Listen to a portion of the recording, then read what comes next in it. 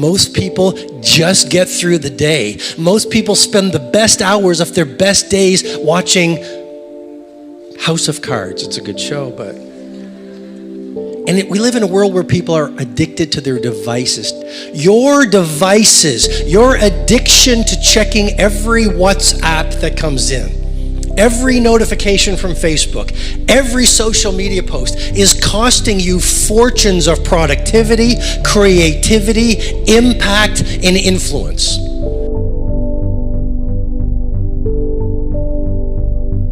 When you focus monomaniacally on a project or a skill, a neural pathway gets set up around that one skill.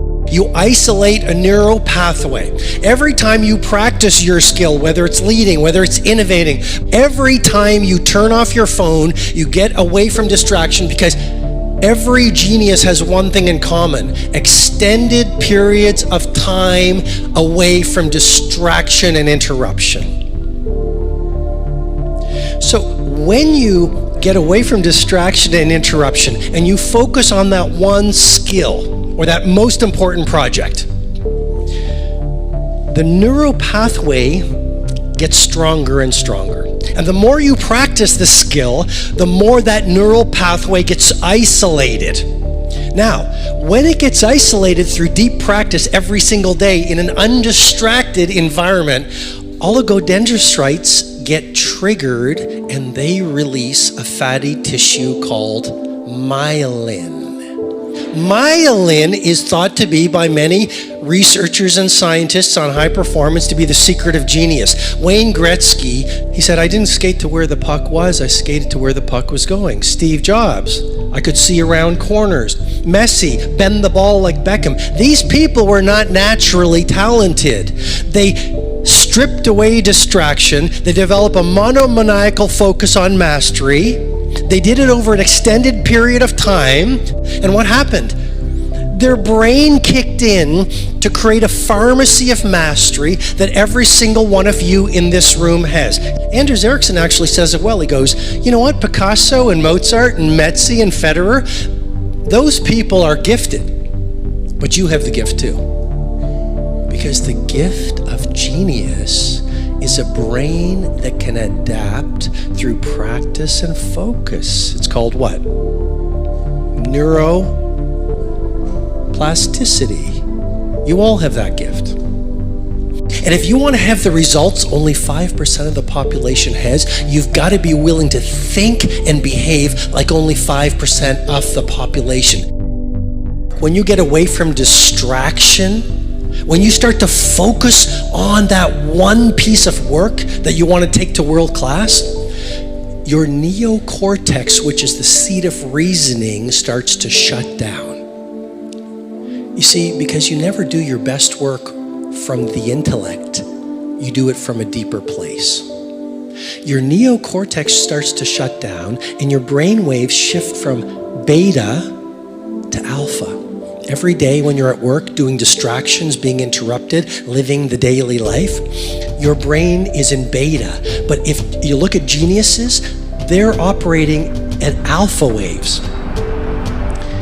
Once your brain shifts from beta to alpha, a pharmacy of mastery is created. Cortisol, which is the fear hormone, starts to reduce. A lot of us are in fear every day. We don't even know it. That's why we don't take risks. That's why we don't push the envelope. That's why we don't innovate. That's why we're afraid to be ourselves. Cortisol. When you're away from distraction, cortisol comes down. Dopamine, the inspirational neurotransmitter, is released. And serotonin is released. And a pharmacy of mastery is actually created in your brain when you go into that quiet space to do very focused, concentrated work. Mihai Csikszentmihalyi of University of Chicago calls this the flow state. Every single one of us can create flow in our work. And when you get into flow, that's when the athletes do otherworldly things. That's when the great painters create these masterpieces. That's when the great government leaders do world-class work. The rituoplasticity. What does rituoplasticity mean? Well, just like there's neuroplasticity, your habits, your routines, and your rituals are plastic. Here's a model that will explain, hopefully, habit installation. Every habit goes through 3 phases. Number 1, destruction. Of course it's going to be hard at first. You're destroying your neural pathway of the old habit and the emotional architecture of that old habit. Every routine or ritual or habit goes through, number 1, destruction. Approximately 20 days. 66 days to install. Look at this, from the starting point to anything you've learned today you want to install as a habit, from 0 to 66 days. At 66 days, you will reach what researchers call automaticity. It'll be easy. You'll get up at 5 a.m. automatically. You'll journal, go the extra mile, practice your craft automatically. But you have to stay with it for 66 days. First 20 days approximately is phase number 1, destruction. Phase number 2, confusion. After you've destroyed it, it's like a renovation. There's a mess. Now you're confused. It's normal if you're confused. If you're confused, you're still thinking for yourself. If you're confused, it means you're growing. Society says, what's wrong with you? You're confused all the time. I'm suggesting to you, you're confused all the time because every single day you're disrupting who you used to be yesterday. And of course, society doesn't understand you. To have the results very few have, you've got to live and behave like very few do.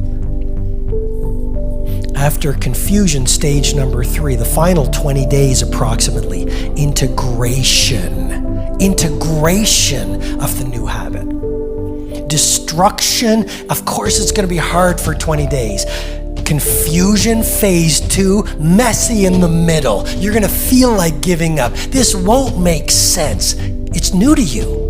Finally, integration. You get to automaticity. It becomes a part of your new belief, your new way of being. It becomes easy. Here's the fascinating thing. You only use willpower until you get to automaticity. This is the secret of the great athletes. They are spending all this energy on willpower just to install the routine. Once the routine becomes automatic, the exciting thing is they free up their willpower for their next routine to be installed. Don't watch the news. Don't populate your life with energy vampires. Turn off your notifications and go dark for a significant period of time. But please, install a tight bubble of total focus, at least for 2 or 3 hours every single day. Game changer. We all want genius. We all want to be world class. We all want to be great leaders. And we all want to live meaningful lives. And yet we're not thinking the thoughts, constructing the rituals, creating the environments that would create a world-class life and genius level work. How can you get the results of mastery if you're not willing to do what's required for mastery? No idea works unless you will do the work.